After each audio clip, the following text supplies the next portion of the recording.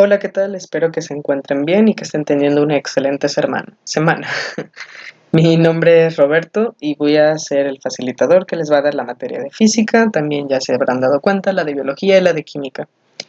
Este video corresponde a la materia de física y el tema que vamos a ver el día de hoy va a ser una simple introducción a la física. Vamos a hablar más o menos de su estudio y de conceptos fundamentales que se requieren para el posterior estudio de conceptos más complejos que integran a la física. Entonces, en primera instancia, vamos a decir que la física es una ciencia que estudia las propiedades de la materia y la energía. Hasta ese punto nos suena un poco parecido a lo que estudia la química. Sin embargo, la física establece las leyes que explican los fenómenos naturales, exceptuando a las moleculares. ¿Ok? La química se centra un poco más en los aspectos moleculares, en los aspectos atómicos, y la física se encarga un poquito más de todo lo que denominamos macroscópico, de estas leyes que rigen el movimiento de los cuerpos, de estas leyes que rigen la interacción entre dichos cuerpos y las leyes que tratan como que de fundamentar qué sucede en todo este mundo exterior que vemos día con día. Sin embargo, cabe mencionar que, bueno, pues esto es muy vago, puesto que dentro de la física existen ramas también que integran a otras ciencias, como por ejemplo, entre ellas puede salir la física cuántica, que en realidad la física cuántica es un estudio muy profundo y muy complejo del átomo, de las partículas subatómicas, etcétera. Por lo tanto, la física cuántica también podría ser pilar para la química. Entonces, estas distinciones, son solamente, digamos, de alguna manera algo burdas que nos permiten como pues distinguir que una ciencia está conformada por muchos componentes y no es como única en sí. Ok, entonces básicamente es el estudio de las propiedades que tiene la materia, sus interacciones y la energía que corresponde a ellas, pero exceptuando la parte atómica y molecular, al menos no para este curso. Entonces la física va a estar integrada por ciencias auxiliares, como por ejemplo las matemáticas, que como veremos más adelante son pilar totalmente fundamental de la física, que gracias a ellas nos permiten comprender procesos que se llevan a cabo día con día, hacer estimaciones y que incluso nos permiten predecir eventos, ¿vale? Por otro lado tenemos el cálculo, que también nos permite hacer dichas estimaciones, también la química, como vemos aquí. La física forma parte de la integración de la química. Sin la física, la química tampoco estaría completamente desarrollada. Y en ese caso, pues vendríamos hablando de lo que mencioné hace un rato, de la física cuántica. Por otro lado tenemos la electricidad, que estudia los fenómenos eléctricos, la estadística, que estudia esta parte de las predicciones de eventos o de probabilidades y este tipo de cuestiones que nos permiten también predecir dichos eventos y generar nuevos, además de establecer reglas o leyes que son pilar fundamental de la física. Y entre una de muchas otras también puse la astronomía, puesto que la física también estudia todo esto que tiene que ver con los astros, las leyes que rigen el movimiento de estos astros, etc. Entonces, bueno, como mencioné también en la materia de química, para la resolución de problemas y para tener un sistema más estandarizado y evitar ciertas complicaciones al momento de resolver problemas, pues bueno, se ha utilizado un sistema métrico internacional, el cual da como resultado el Sistema Internacional de Unidades, lo cual pues nos permite trabajar con ciertas unidades en ciertos tipos de problemas para resolverlos más fácilmente. Entonces se utiliza básicamente para medir magnitudes. Pero bien, ¿qué es una magnitud? Bueno, pues una magnitud es todo aquello que puede ser medido. Cualquier cosa que pueda ser medida es una magnitud. Y por ejemplo, las magnitudes fundamentales van a ser aquellas que se definen con número y unidad y se utilizan como magnitud para obtener otras magnitudes más complejas. Entre las magnitudes fundamentales pues tendríamos lo que es la longitud, tendríamos lo que es la masa y lo que es el tiempo, lo que podría ser por ejemplo el volumen, ¿vale? Que podemos medirlo en mililitros o también puede ser en centímetros cúbicos, etc.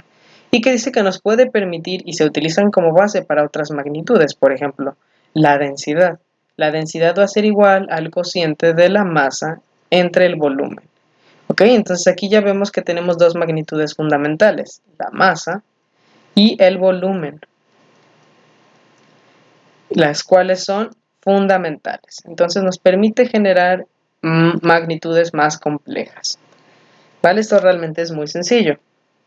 Ahora, como pueden ver, les puse aquí esta tabla que vamos a explicar muy brevemente, que simplemente nos explica más o menos cómo es el sistema internacional, el SI, donde para medidas de longitud, pues vamos a tener el metro, para la masa el kilogramo, para el tiempo va a ser el segundo, para la superficie metro cúbico, volumen puede ser metro cúbico, velocidad metro sobre segundo, aceleración metro sobre segundo al cuadrado.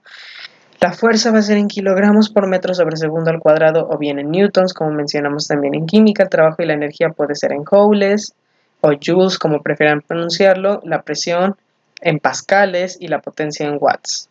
¿Vale? Entonces estas van a ser las unidades del sistema internacional que, como posteriormente vamos a ver y ustedes se darán cuenta en los ejercicios, las vamos a utilizar como base para cuantificar nuestras magnitudes que vayamos a medir o estimar en nuestros problemas. Y aquí, por ejemplo, les puse esta pequeña tabla que si gustan la pueden leer después ustedes con más tiempo, que básicamente es como una forma en la cual nosotros hemos estandarizado todas estas medidas, porque suena un poco relativo. Es más, uno a veces se pregunta, y bueno, ¿qué es un segundo? Porque uno dice, ¿sabes qué? Te tardaste 10 segundos en llegar y ¿sabes qué? Ya no llegaste a tiempo y es retardo. Pero ya visto desde un punto de vista más físico, a veces uno se pregunta, bueno, ¿y qué es un segundo? ¿Cómo alguien estandariza cuánto equivale un segundo? Anteriormente, por ejemplo, lo que correspondía al caso de los metros, eran medidas que se utilizaban, por ejemplo, a partir de la longitud que tenían los brazos de ciertas personas especiales. Decían, no, pues sabes que 2 brazos de esta persona es 1 metro y así se va a estandarizar. Pero pues lógicamente eso tiene diferencias, puesto que no todas las personas tienen los mismos brazos y pues lógicamente no iban a medir lo mismo, ¿no? Pero todo esto surge de una necesidad de la cual nosotros tenemos que cuantificar y cuantificar para resolver nuestros problemas de la vida diaria y también para hacer estimaciones de eventos, predecir eventos, porque esto es muy importante y la física se encarga en gran parte de ello. Sin embargo, ya con el avance de la ciencia y estos métodos modernos, pues bueno, uno de los ejemplos es el que tenemos de aquí, que un segundo se podría definir como el tiempo que requiere un átomo de cesio-133 para realizar 9.192.631.770 vibraciones, ¿vale? Que corresponden a la transición entre dos niveles hiperfinos del estado fundamental. Realmente estas ya son definiciones muy complejas y ya sería pues, realmente muy complicado establecer la definición estandarizada internacional de cada una de las magnitudes que nosotros tenemos que trabajar. Entonces, pues se las dejo aquí por si gustan leerlas, pero pues realmente es complicado comprenderlas y también es complicado memorizarlas, no tiene mucho caso entonces. Tengo otra acá que es interesante que también vimos en química, que dice cantidad de sustancia de un sistema que contiene un número de entidades elementales equivalente a la cantidad de átomos que hay en 0.012 kilogramos de carbono 12. Ya lo vimos en química y lo veremos más ampliamente en otro tema de química y pues bueno, básicamente es una medida en la cual nosotros podemos cuantificar la materia. Tenemos otros ejemplos y bueno, si gustan leerlos después, pues con toda confianza y gusto pueden hacerlo.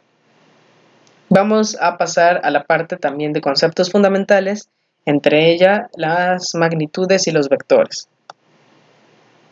Entonces, dentro de las magnitudes que ya mencionamos que es todo aquello que se puede medir, vamos a encontrar dos grandes grupos, las escalares y las vectoriales.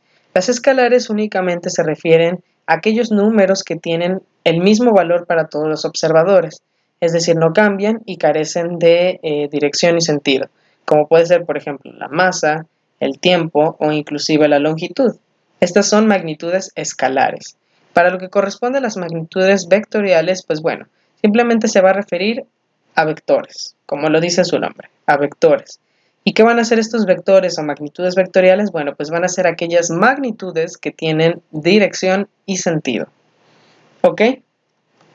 Entonces, vamos a definir los vectores, que es el concepto un poquito más nuevo para ustedes, y lo definimos como la representación de una magnitud física que tiene un origen, además de una magnitud, obviamente, y lo importante, tiene una dirección y sentido. Se representan con letras mayúsculas, generalmente empiezan con la letra A, y con una flecha encima. ¿Por qué? Pues tienen una dirección y sentido.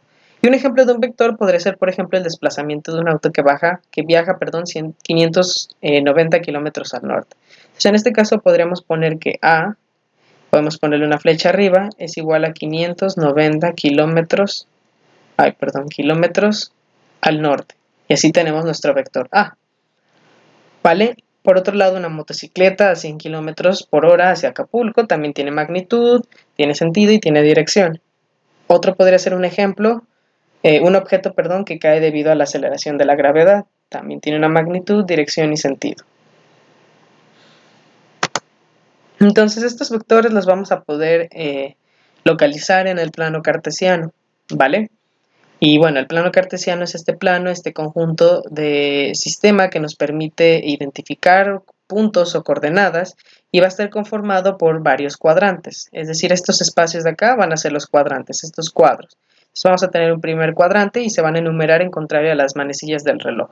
Segundo cuadrante, tercer cuadrante. Y vamos a tener dos ejes principales, o bueno, vamos a tener solo dos ejes, el que corresponde al eje de las X, o también denominado eje de las abscisas, y el eje de las Y, que corresponde al eje de las ordenadas. ¿Ok? En lo que corresponde al origen, hacia la derecha, en el primer cuadrante vamos a tener el eje de las X o abscisas en el sentido positivo, mientras que para el otro lado vamos a encontrar ese mismo eje, pero en el sentido negativo. Mientras que en el punto de origen hacia arriba vamos a tener el eje de las Y o eje de las ordenadas también en sentido positivo. Sin embargo, hacia abajo vamos a tener ese mismo eje pero en sentido negativo. Estos planos cartesianos nos van a permitir pues establecer el movimiento de los vectores. Por ejemplo, si decimos que es un vector que se encuentra a, no sé, 4 metros, suponiendo que estos son metros, a 4 metros hacia, me parece que este es el este, la verdad, si este es el este, hacia el este. Entonces, pues tendría una magnitud, dirección y sentido. Magnitud, pues sería 4 metros, que sería hacia acá. Ah, ya me pasé. Bueno, sería aquí, hacia 4 metros.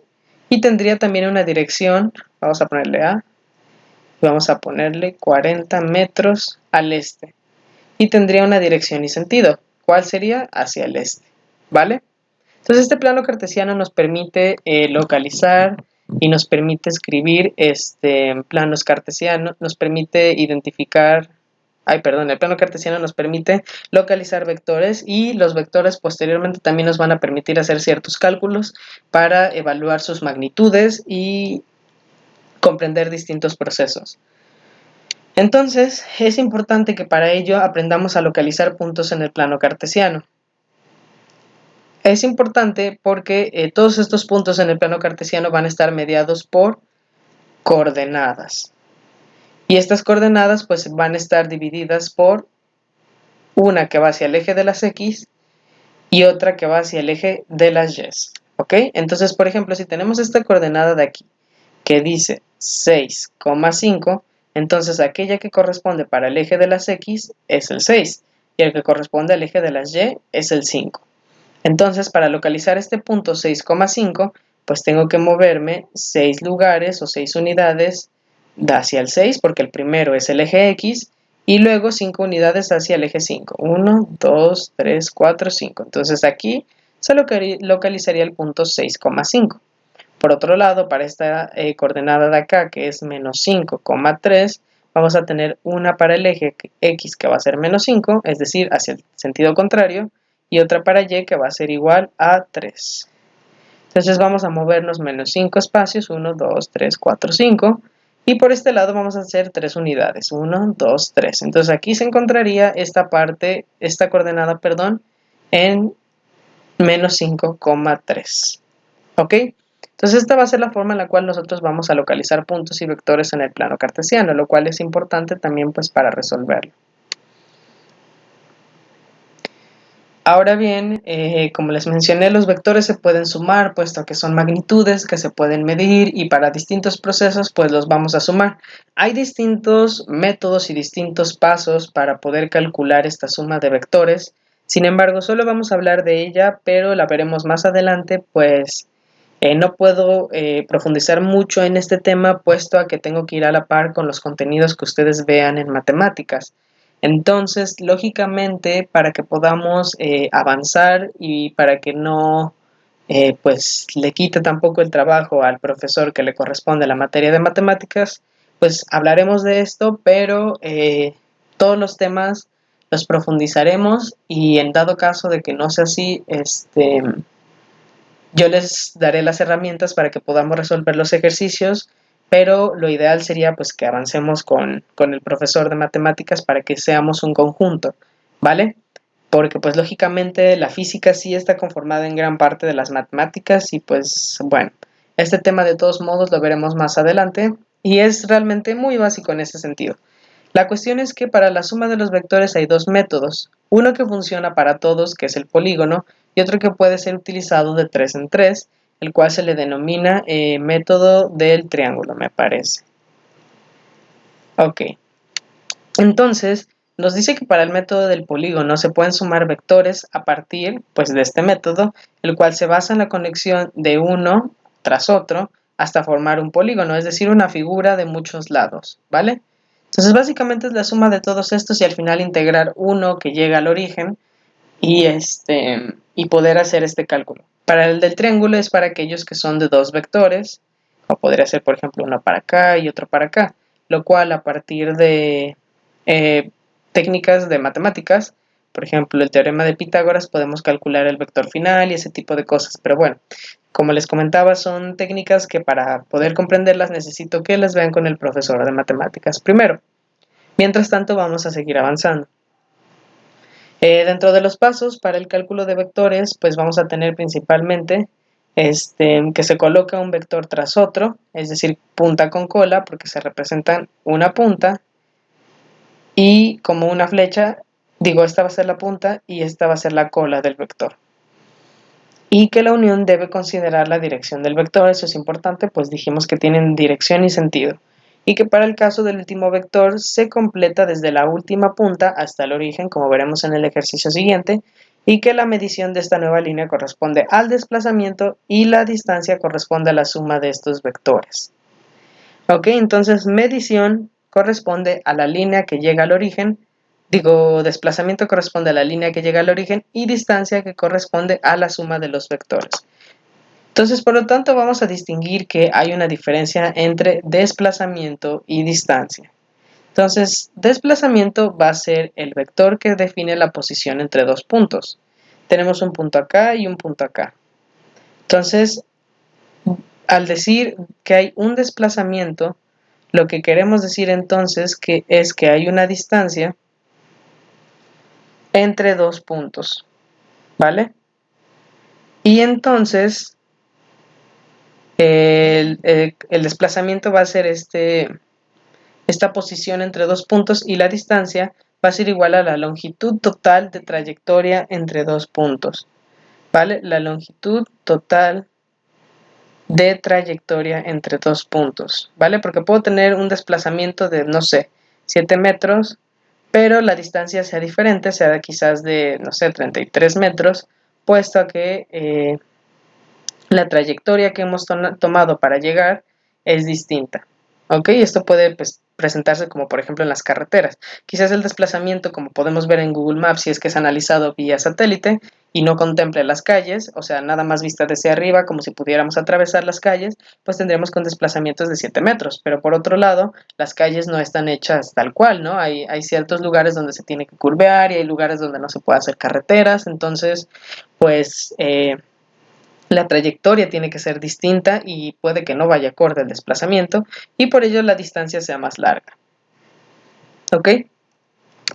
Entonces, este es un ejemplo muy sencillo por el método del triángulo que aplica igual en el método del polígono. Por ejemplo, si acá quisiéramos añadir otro, pues simplemente se añade y al final igual se va a unir hacia el punto de origen. Bien, para el método del triángulo, por ejemplo, nos dice que si se toma una escala de 10 metros, que es igual a 1 centímetro, y nos dice que se traza el desplazamiento de un vector A que va hacia el norte, 60 metros, o sea, 6 centímetros, puesto que esta es la escala que hemos fijado, partiendo del origen. Bueno, pues si ya nos dice que va al norte y que tiene una magnitud de 60 metros, pues simplemente es una flecha hacia arriba, ¿verdad? Entonces el vector A tiene ese valor, 60 metros.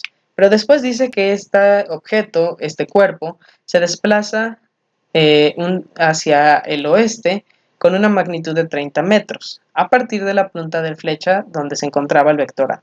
Es decir, suponiendo que es un auto o una persona, se desplaza primero 60 metros hacia el norte, pero después se desplaza al oeste 30 metros, pues se pone, como dijimos, cola con punta hacia la dirección y el sentido que indica el vector. Entonces ya tenemos estos dos vectores unidos y pues simplemente para calcular el desplazamiento, esto va a corresponder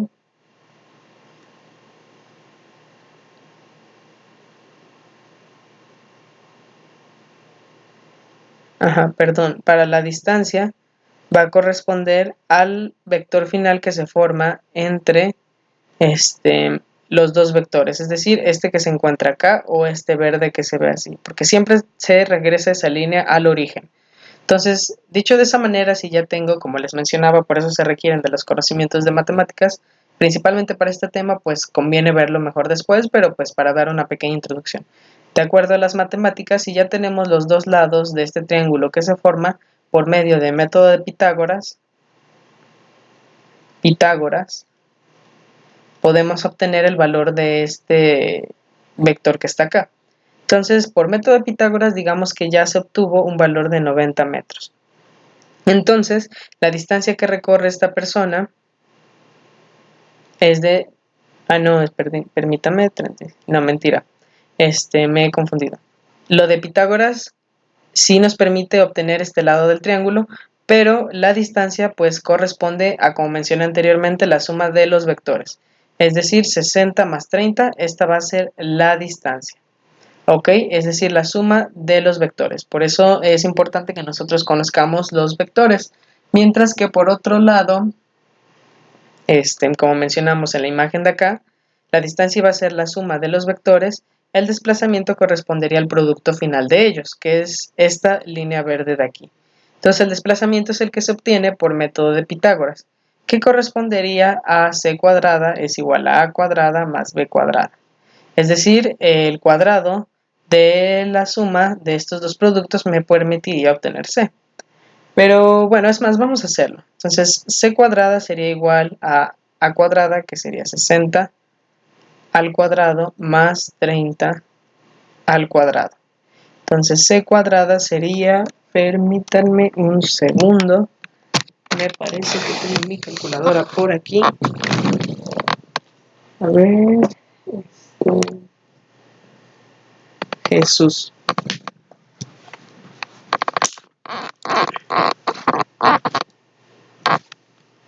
Aquí está. Bien, entonces lo que corresponde a, como verán en matemáticas más adelante, es que los cuadrados o el 2 que he puesto arriba de estos números corresponde a la multiplicación de dicha base por sí misma. Es decir, 60 al cuadrado va a ser igual a multiplicar 60 por 60. Y 30 al cuadrado va a ser igual a la multiplicación de 30 por 30. ¿Ok? Entonces, la multiplicación de 60 por 60 va a ser 3600 más 30 por 30 va a ser 900 y todo esto va a ser igual a c cuadrada, más bien a este valor de aquí. Entonces, la suma de 3600 más 900 me va a dar un valor de 4500. Entonces, también como verán en matemáticas, este cuadrado para pasarlo del otro lado del signo y obtener solamente c, va a pasar como raíz cuadrada. Entonces pasa como la raíz cuadrada de... Ay, perdón, no es 4. Se ve como 4. Digo, no es 9, es 4. Como la raíz cuadrada de 4500. Entonces c va a ser igual a 67. ¿Ok? Entonces, nuestra distancia va a ser la suma de los dos vectores, es decir, distancia va a ser igual a vector A más vector B. ¿Ok? Y por otro lado, el desplazamiento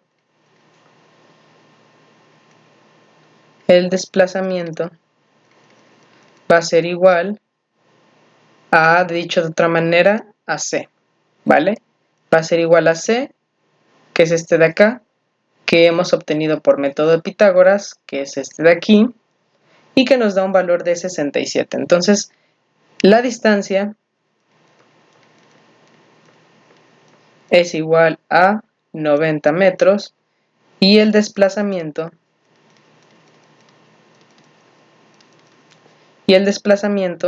va a ser igual a 67 metros. ¿Ok? Como vimos, es diferente distancia a desplazamiento.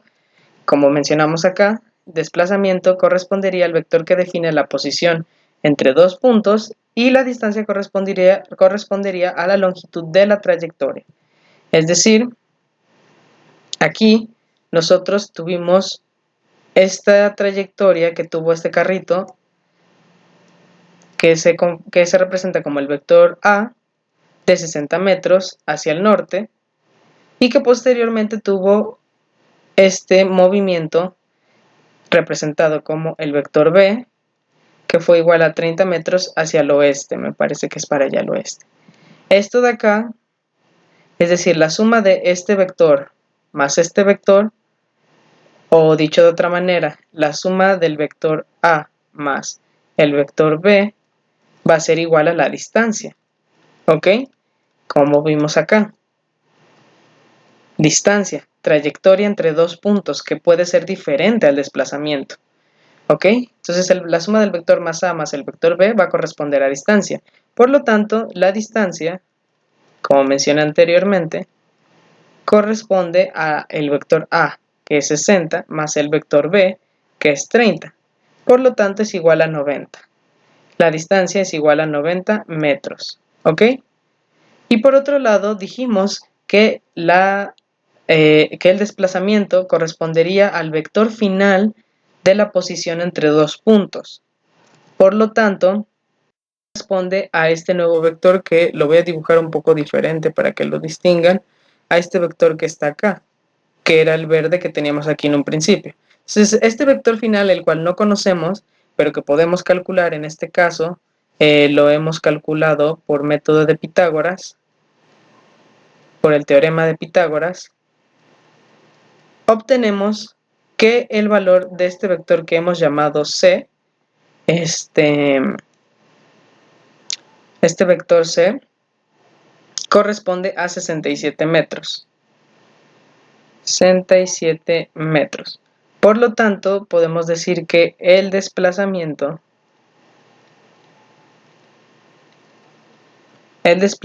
corresponde a 67 metros. ¿Ok? Entonces, esa sería la diferencia entre distancia y desplazamiento. Es un ejemplo de una suma de vectores por el método del triángulo, que a su vez, a partir de métodos matemáticos, nos permitió obtener este vector final que corresponde o que representa el desplazamiento y que nos da un resultado de 67 metros. Lo veremos más profundo más adelante para aclarar ciertas dudas y para ir en conjunto con el maestro de matemáticas, pero bueno, de igual forma seguiremos avanzando para ver los demás contenidos, ¿vale? Cualquier duda me pueden preguntar, les voy a mandar, tendrán que responder algunas cuestiones, algunas preguntitas cortas acerca de este tema para que puedan integrar bien el conocimiento de todas sus materias. Que tengan un bonito día y una excelente semana, y pues bueno, nos vemos la próxima sesión.